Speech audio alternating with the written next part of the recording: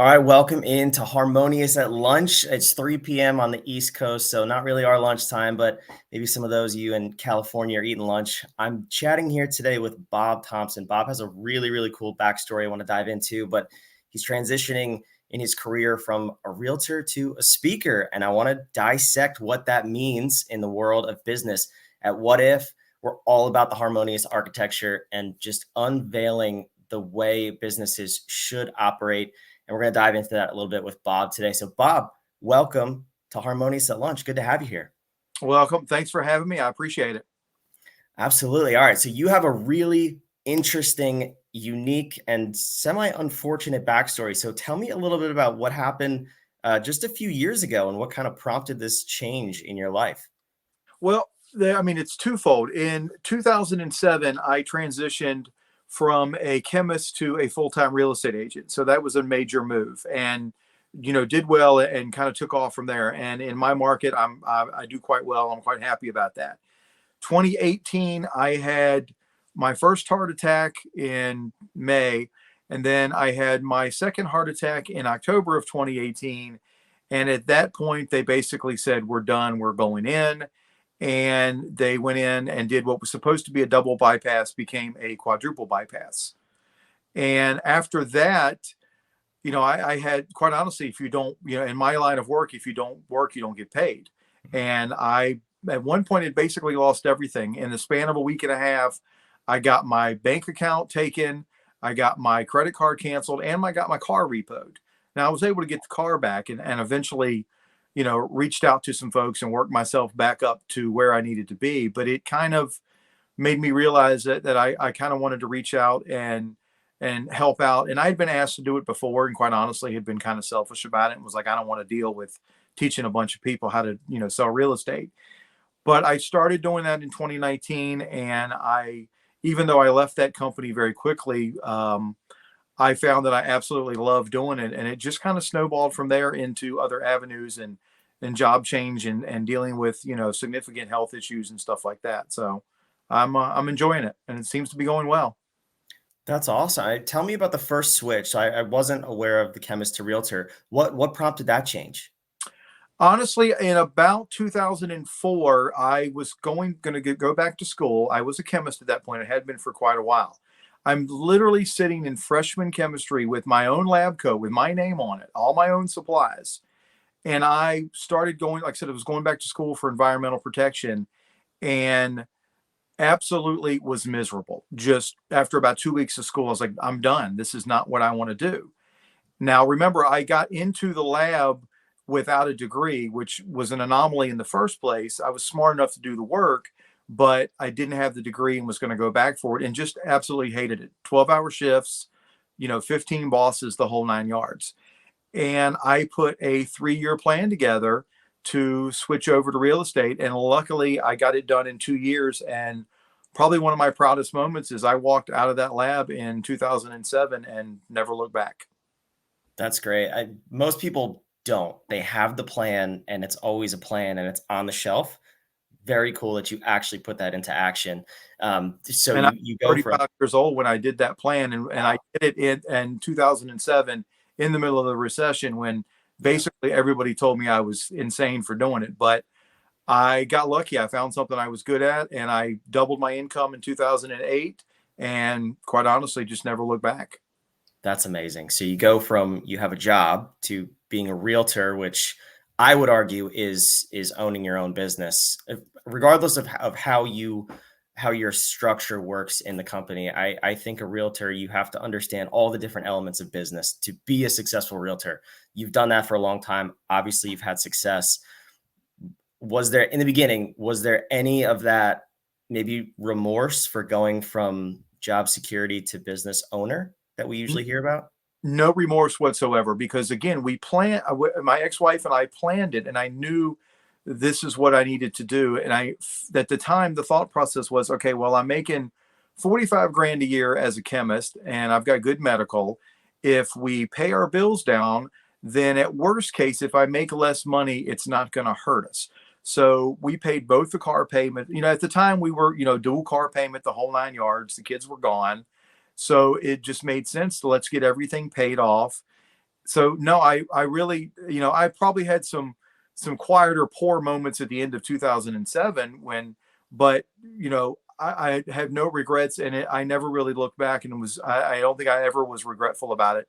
It was the right decision, and besides, I was miserable. So what's the point? I mean, I'm not going to go anywhere working in the lab long term. I'm going to stay in the same spot. And yes, I could have stayed there and spent another 15 years spinning my wheels, but I wasn't happy. I wasn't a great employee. That just didn't make any good sense. So I've never had any remorse. Quite honestly, I don't think I've had any regrets over much of anything, other than probably should have quit smoking years ago and I wouldn't have had the heart attack. Other than that, that's probably about it overall. Lessons learned, right? Yeah. Mm-hmm. No, so that's good. So you go into this new career, you have the fire in you, which is fantastic. Obviously, that propelled you for such a long time. So we fast forward to 2 heart attacks in a year and bypass surgery. What are your thoughts going through your head? At post surgery, now you're looking at a career transition. What are you thinking is possible for you at that portion of your career? I mean, I think at that point it becomes a situation to where, okay, well, I've survived this and I felt good about going into the surgery and I was prepared to do the rehab afterwards. And I did that. But it's kind of one of them things. Okay, motivational speaking is something that I had kept on the back burner probably the last 3 or 4 or 5 years before the heart attacks. And a lot of times, as well as I do, and I hate to talk bad about it, but if you try to get into it and look at it online, then there's 1,000 different courses that you can pay 1,000 different millions of dollars and do this and do that. And it's not something that I wanted to do. And I had just kind of put it off and put it off. So you kind of get to that point where you're just like, well, what difference does it make if I fail?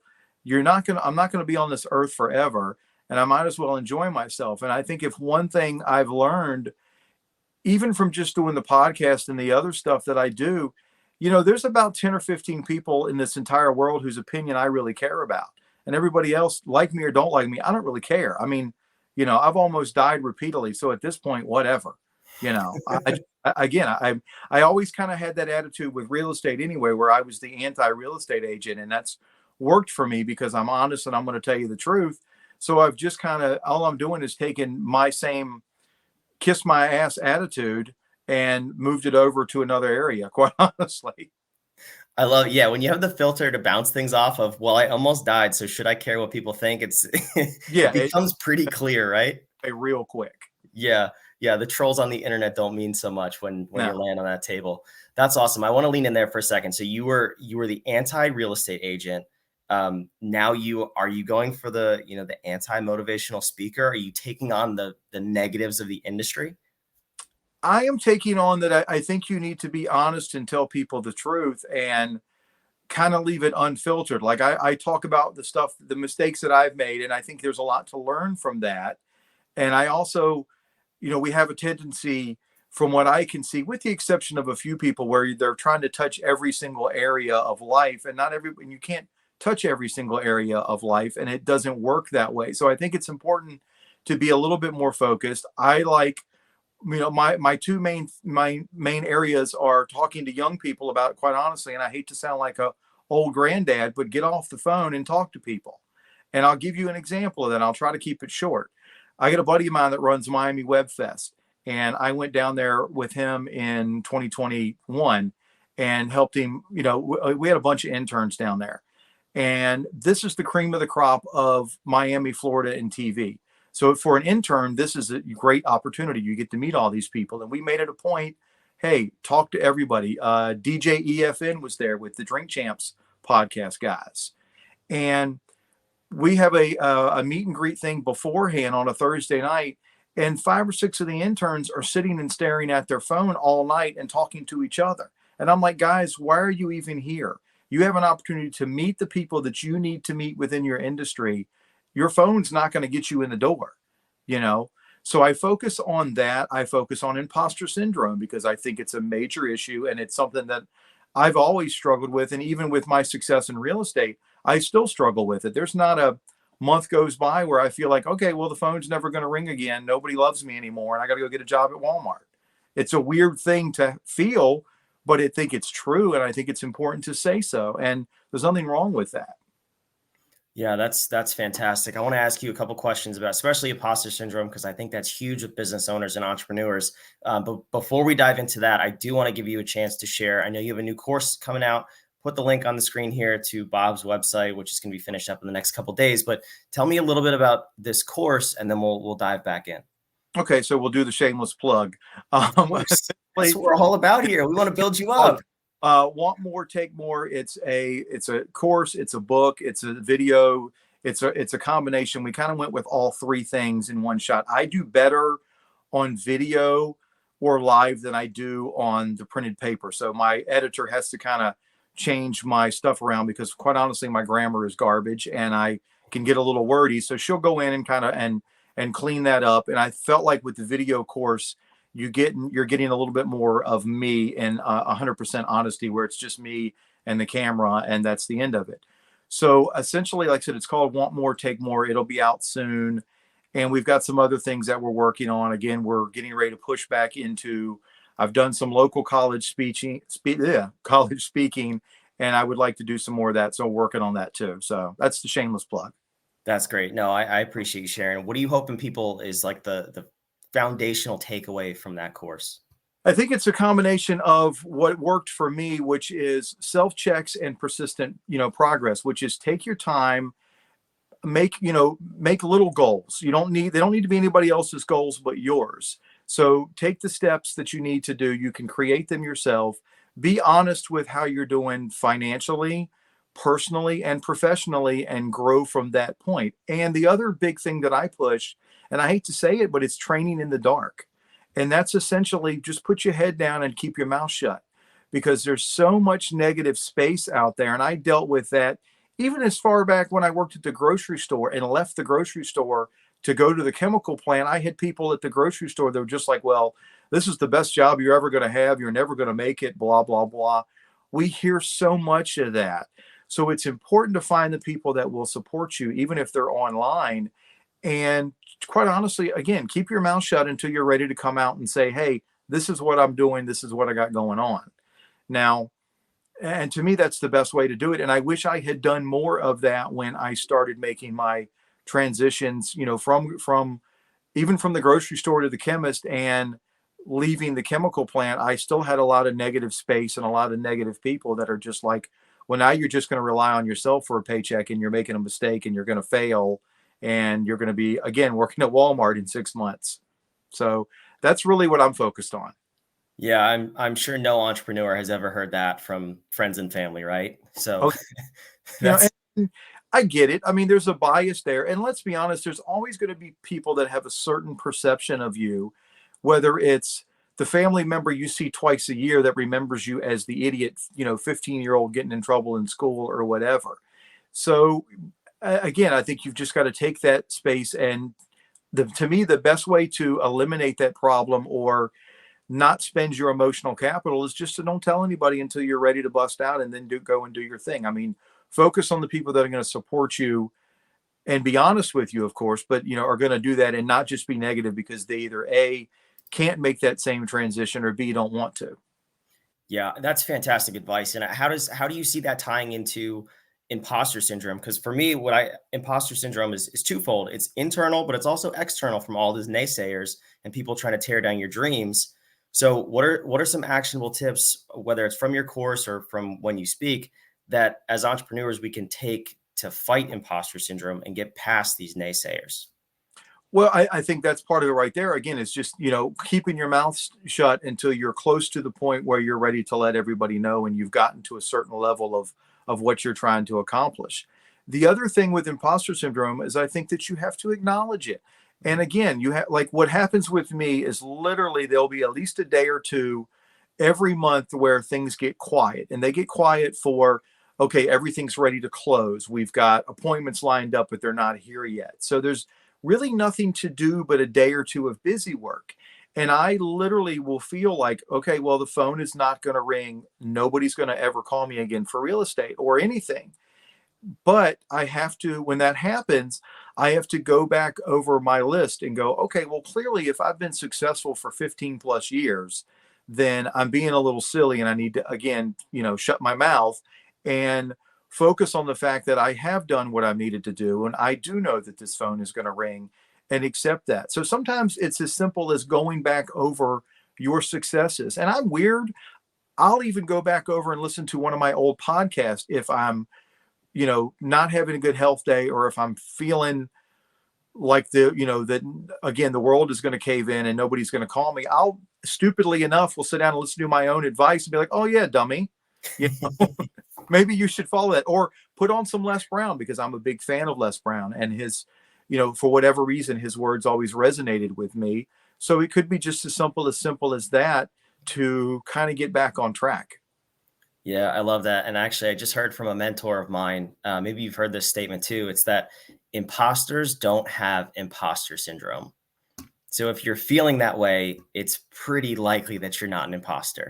Yeah. It's self-inflicted. And I love having, like you said, Les Brown. I love having a mentor or someone you can look at for that inspiration to pull you forward. Someone who's been there, who you're kind of chasing their footsteps, if you will.